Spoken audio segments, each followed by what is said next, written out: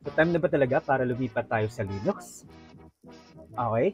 Kung interesado kayong malaman ng sagot, panoorin ito.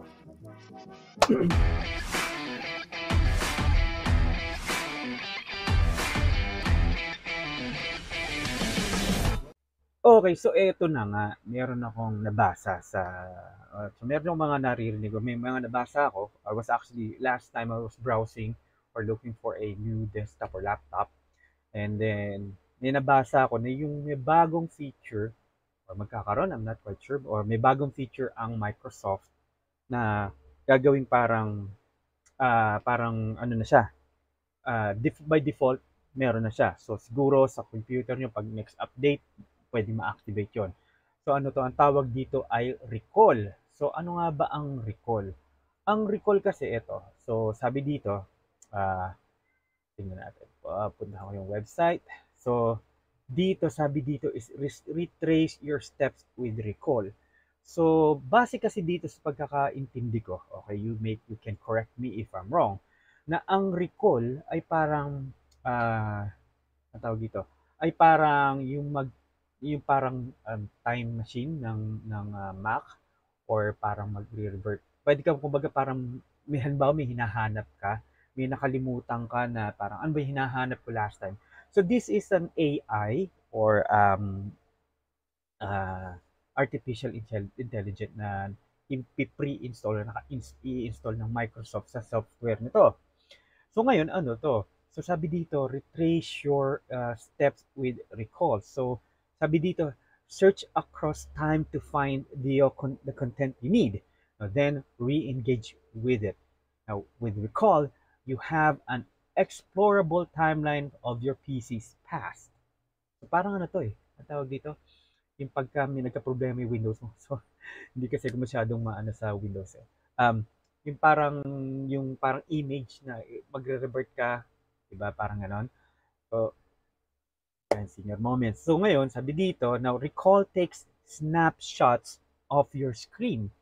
Now, snapshots are taken every 5 seconds while content on the screen is different from the previous snapshots.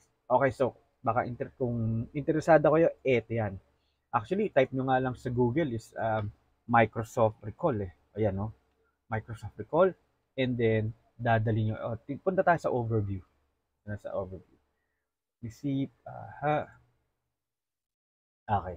Dito tayo sa overview. Sabi dito, Recall utilizes Windows Copilot Runtime. So, yung mga, especially, alam ko sa mga bagong laptop na to, meron ng mga bagong release na laptop, lalo na yung merong Snapdragon na CPU, okay, or SoC, System on Chip.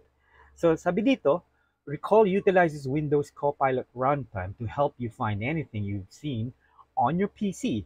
Now, search using any clues you remember to use the timeline to scroll through your past activity, including apps, documents, and websites. So once you've found what you're looking for, you can quickly jump back to the content seen in the snapshots by selecting the relaunch button below the screenshot. Now, the user activity API, which is what allows the apps to provide deep links that you can pick where you left off. Okay, so sabi dito, okay, correct me again if I am wrong. Sa akin, base lang to, medyo nabahala lang ako dito sa bagong features ng Windows na to. Kasi sabi dito, um, magte-take siya ng screenshots every 5 seconds. Doon sa pagkakaintindi, every 5 seconds or every seconds merong, ayan, snapshots are taken every 5 seconds while content on the screen is different from the previous snapshots. Okay, so question ngayon, saan siya mapupunta? Okay, saan siya mapupunta? And what if, or gaano siya kalaki? Di ba? Gaano siya kalaki? Now, what if maliit lang ang ano mo? Dito nga, ang minimum capacity is 256 gigabytes na storage capacity. Sabi dito, to enable recall, you need at least 50 gigabytes of storage space free. Now, saving screenshots automatically pauses once the device has less than 25 gigabytes of storage space. Okay, so may mga pros and cons ako nakikita dito. Una, pros natin is, yun ka, diba, meron kang in-install, sabi nga dito, um, meron kang meron kang halimbawa meron kang hinahanap, meron kang binu-view last time, kahapon, meron kang sina-search, you can ask yung Copilot na nasa Windows. Okay, sabi nga dito, you have to have, so this is, I believe, the latest Windows, Windows 11, looking at the, well, based dito sa wallpaper, I can say, since nasa Microsoft tayo, so I would assume this is Windows 11. Okay? So sabi nga dito, kailangan mo ay Copilot, yun yung um, ano ng Microsoft na AI, Copilot. So tingnan natin. Yan. So lahat na to is nasa ano sa, papansin niyo lahat ng website na to is Microsoft. Well, ito, no, Copilot's Microsoft.com. So, sabi nga dito, yan, okay. So meron siya mga pros and cons. So, pwede mong balikan yung mga previous na mga ginagawa mo, previous applications na in-install mo, or may mga search ka na ginagawa na parang ano nga ba yung sina-search ko last time. Okay? So, yun yung ano dyan, maganda dyan. So, anytime you can go back by simply clicking on the snapshots na nasa, sabi nga, based. Although I haven't read through it, but looking at the information, okay, sinasabi dito na parang, okay, isa-save ni Microsoft yung lahat ng snapshots. So, every 5 seconds, magte-take ng snapshots. So, halimbawa ba ako nag-online banking ako, mag-online banking ako, i-snapshot ba yon ni Microsoft? Okay? So nabanggit ko na, okay, nabanggit ko ni mga plus points ni ano, di ba, ni plus points ni recall. Okay, ni recall. So maganda siya kasi pwede kang mag-revert back do sa mga previous na ginagawa mo.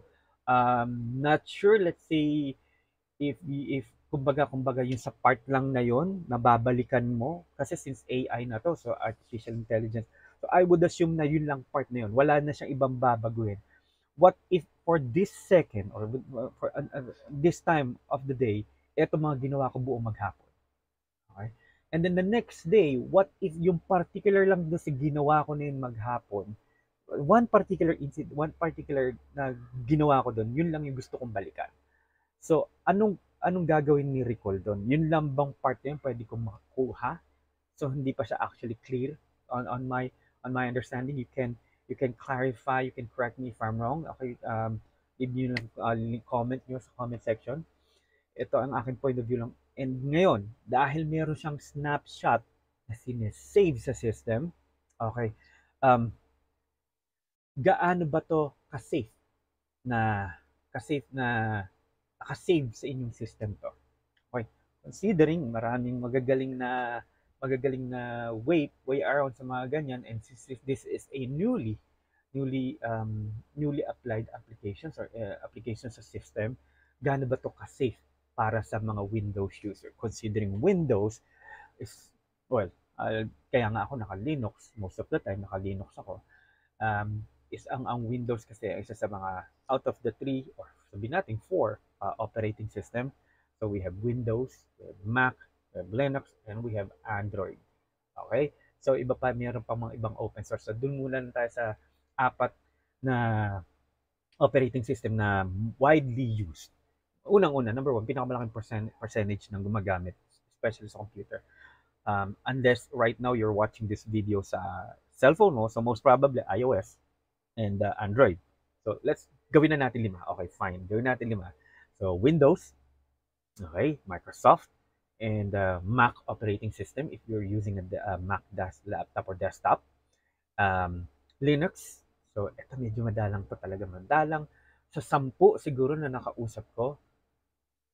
Oh, lakayan pa natin. Gawin na natin 50. Kahit na siguro 50 sa mga kakilala ko, walang nakakakilala o nakakaalam ng Linux. So, 1 out of 100 na average. Siguro ha. Estimate ko lang naman yan. So, doon, so Linux, operating system, maraming Linux. Meron Ubuntu Linux, Fedora, mga ganyan. Linux Mint, Okay? So, Manjaro. So, marami yan. Okay? Ngayon, another one is Android. Well, if you're watching this using your mobile phone, it can be Android or iOS. So, yung lima. Out of dun sa limang operating system na sinabi na banggit ko, number one, ang Microsoft or ang Windows operating system na target ng mga hackers. Kasi unang-una, si Microsoft ang may pinakamaraming user. So kung ako si hacker, dun ako sa marami kong ma-hack. Okay? And pangalawa, second na lang is si Mac operating system. So, by average, pumapangalawa si Mac operating system, si Mac OS, na merong na user na gumagamit ng desktop or ng laptop na system. Then we have the Android. Well, napaka-vulnerable din ni Android considering this is a Linux-based operating system. Pero marami na rin gumagawa ng mga parang virus or parang malware na pang Android. Kasi considering kumpara mo sa iOS, mas marami ang Android user kasi ang Android phone is more affordable. May maraming version ng maraming model or version ng Android na mobile phone na affordable sa mga ordinary na katulad ko. Kaya nga ako, naka-Android lang din. And then iOS, well, knowing iOS, ang Apple, ang iPhone, kumpara mo naman yung price sa Android na mobile phone, well, meron, baka may mag-react dyan, meron naman na halos mas mahal pa nga minsan kadalasan ng Android phone kaysa sa pinaka-latest na iOS or iPhone. But kung yung options mo to buy a cheaper Android phone and parang with the latest na operating system or with latest na version ng iOS, ng Android, mas madaling bumili kumpara mo sa merong ang latest na iPhone with the latest iOS.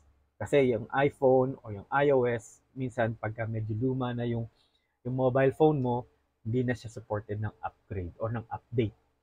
Okay, now, moving back, napalayo na ako doon. Okay, going back. So, bakit ko nabanggit yun? Kasi nga, since ito, bago lang na application or feature ng Microsoft, hindi tayo sigurado kung gaano ka-safe ito considering it is taking a snapshot of your screen every 5 seconds. What if, ngayon, parang ganyan, ay ano, halimbawa ngayon may ginagawa ako sa desktop ko. Okay, may ginagawa ako sa screen ko na, halimbawa, yan, nakita nyo, ganyan, naka-on yung ano ko, system, di ba? So, kung halimbawa ganyan, may ginagawa ako, nakikita nyo kung anong ginagawa ko sa desktop ko. Di ba? So, masisilip nyo, mas madaling yan. And considering it is built-in, magiging built-in na sa Microsoft or sa Windows. Okay, so gano'n yan yung ka-safe. Okay, gano'n yan ka-safe considering this is a new feature. Pero, question nga, bakit, di ba, si Siri, Alexa, may mga access naman yan sa phone natin, di ba? May mga access yan sa computer natin. So, anong difference nito? Para sa akin, ang difference nito is ito ay sinisave niya physically via snapshot yung iyong desktop information sa inyong computer. Save somewhere that is requiring you to have at least, where is it? 50 gigabytes of storage space. Di ba? So, kailangan nila ng 50 gig. Yung 50 gigabytes, malaki yun. Okay? Kasi considering it is taking snapshot every 5 seconds and 24 hours a day, sabihin na natin, okay, 24 hours naka-on yung ano mo, or on a daily basis, na every time na i-on mo yung computer, it will take a snapshot. So at least 50 gigabytes. So it will slow down or mag-a-adjust pagka naka 25 gigabytes ka na. It doesn't matter. On my point of view, kasi unlike Alexa, unlike Siri, kailangan mo pa silang utusan. Halimbawa, Alexa, what time is it? Okay, they will only reply back to you. They will only talk back to you. They will only communicate with you kung you're going to ask them. Parang gano'n, sa akin. Kumbaga parang it will require you to set up nga yung voice mo para ikaw lang makikilala niyan, eh, 'di ba? Pero yun nga, dito naman, what if merong merong naka medyo naging may na-click tayo, okay? Oo, ako admittedly, minsan nga di mo alam kasi magagaling naman na talaga mga ano ngayon, eh, mga hackers ngayon, eh. They can send you a JPEG, PDF, um, videos may contain as a virus, a malware, 'di ba? Na parang, naka-access na ako ngayon. Tapos pwede ko na ngayong kalkalin yung ano, yung iyong computer. Okay, what if meron kang nag-open ka ng bank account mo, so kitang-kita dito yung password mo, kitang-kita dito yung access mo. Yun lang yung aking point of view. Okay? And then, yun nga, ngayon, para sa akin siguro, tanong ko, is it time ba nga ba para sa atin na lumipat sa Linux? Well, palagay ko hindi pa rin. Bakit kamo? Kasi ako katulad ko, ngayon, right now, I am using ang aking Linux operating system. Okay, so ayan, minimize ko muna yung OBS ko. I am using the Linux operating system.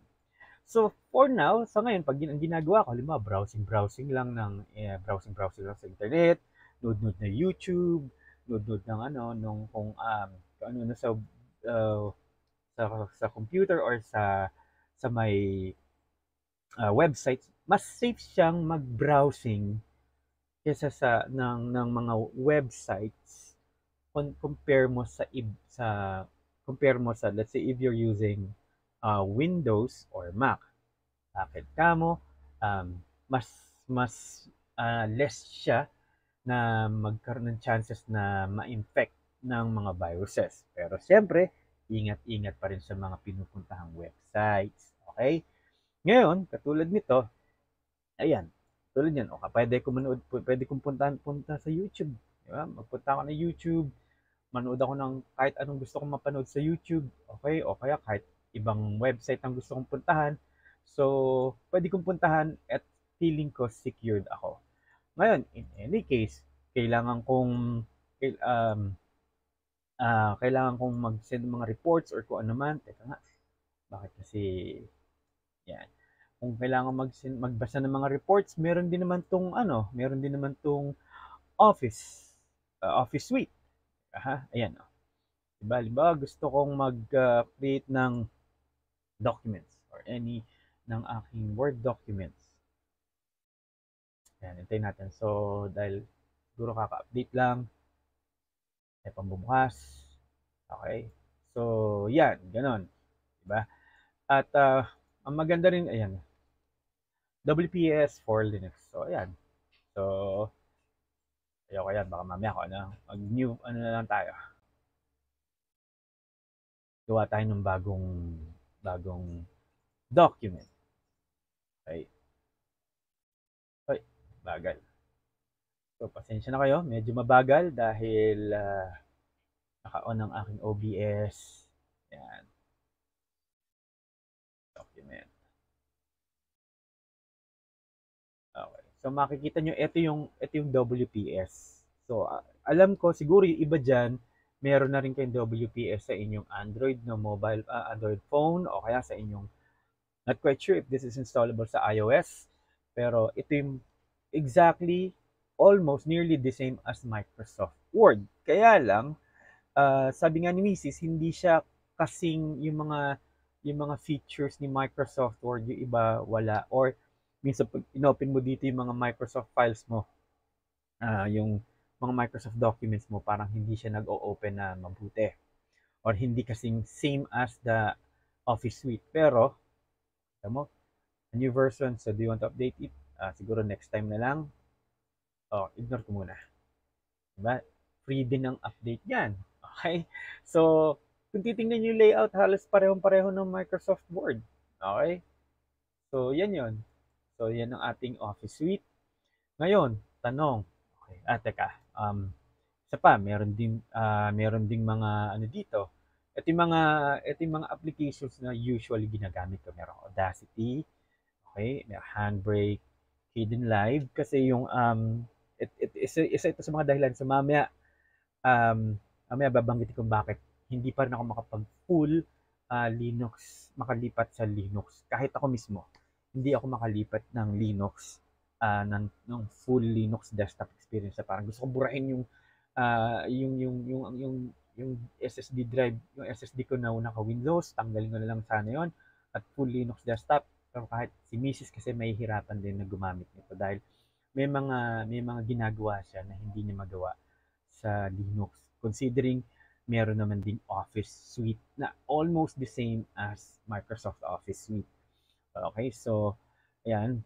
So meron VLC player, OBS, yan ginagamit ko na pang record nito.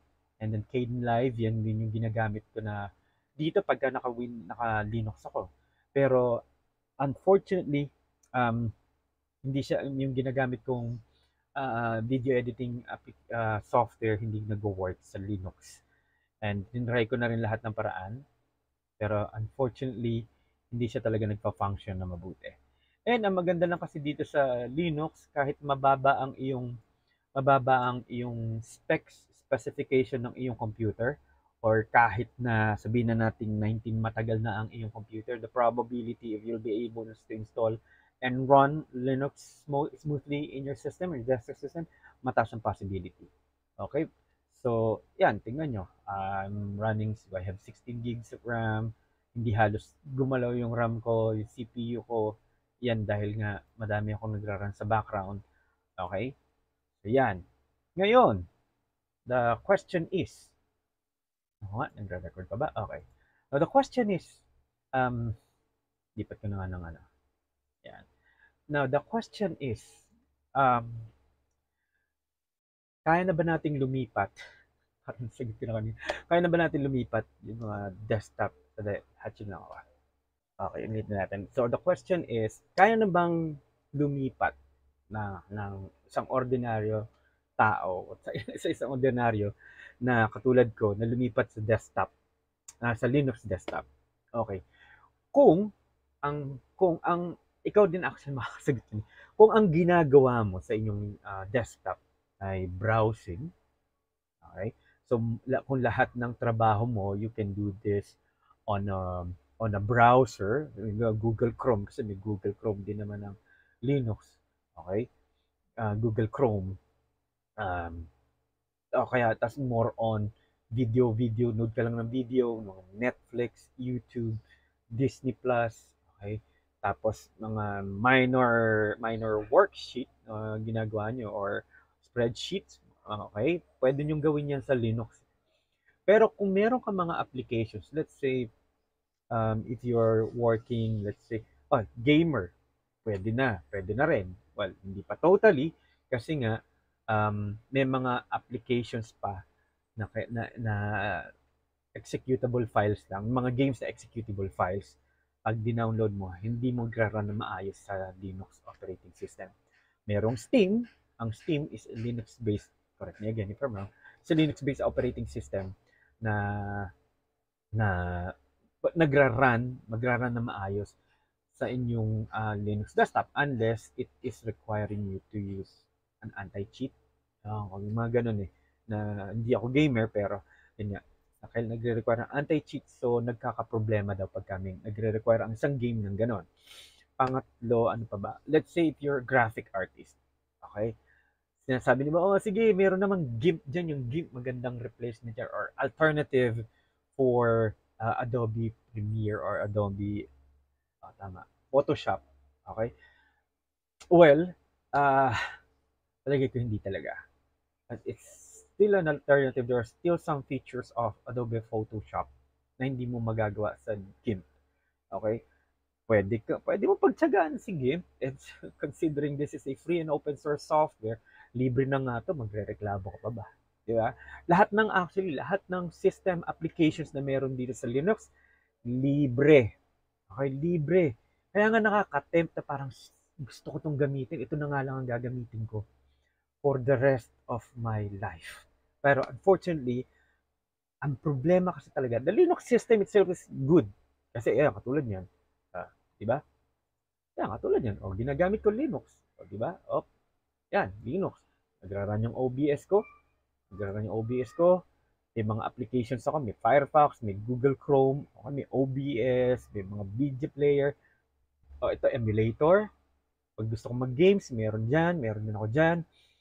Messenger, uh, WhatsApp, Viber, okay, Zoom, di ba? Meron naman dito rin sa Linux yan. Okay? Tapos ang maganda pa dito, every time na merong update, it will ask you, it will notify you na merong update na available. So it's still up to you if you want to install the update or not. Okay? Hindi siya intrusive kumbaga na parang, kailangan mag-update na, kailangan hindi. Hindi siya ganun ka-intrusive. Yan yung maganda sa Linux. Kaya lang, ang problema nga lang sa Linux, okay, ang nakikita kong problema kay Linux ay yung mga applications. Okay? Yung mga applications katulad ng Microsoft Word, Microsoft Office, wala talaga siya nung parang Microsoft Office for Linux. Okay? Yun yung alam ko. Okay? Kaya nga meron WPS, meron Open Office, meron LibreOffice. Okay? Kasi yun yung mga alternative Office suite in place of Microsoft Office suite. Okay? So, di ba, tingnan nyo, VLC. Ang VLC cross-platform yan. Meron pang Android, meron pang Linux, meron pang Mac, meron pang Windows. Kung lahat ng applications, o lahat ng software na ginagamit natin are cross-platform, wala na tayong problema. It is as easy as installing Linux on your system. It doesn't matter kung anong distribution ang gusto mong gamitin. Mapa Fedora, mapa Ubuntu, mapa Linux Mint. Ako ngayon, gamit ko is Linux Mint. Mapa Linux Mint, mapa ako ano man yan. Okay? So, as long as the application has an application that will run smoothly and will install direkta sa Linux operating system. Okay. There may still be some hiccups kasi katulad nito, ang OBS ko sa Windows, pag naka-Windows, I can control using my mobile phone to switch sa mga scenes. Unlike ito, makikita nyo, ayan. Kita nyo yung ano niya, kita nyo yung OBS ko sa screen ko. Okay? Pagka sa Windows, madali ko na siyang kontrolin. Considering na naka-install na lahat ng kailangan yung WebSocket ko para makontrol ko siya. But still, as of this time, ang hirap pa rin. May katulad yan. Yan ang OBS. It can easily be installed sa Linux pero meron pa rin mga hiccups. Okay, still, hindi pa rin siya ganun kapulido. Okay? So, ngayon, the question is, kung ang tanong ngayon is, ready na ba tayong lumipat? Pwede na ba tayong lumipat sa Linux operating system? Well, palagay ko, kung more on web apps lang ang mga ginagamit nyo, or on nood-nood, browsing, palagay ko pwede na. But still, at one point, you may still need to revert back or to boot back to Windows for some applications that you wanted to use that only runs on Windows. Kung nag-online banking ka, I would highly suggest for you to use Linux operating system. It is way much safer than using Windows.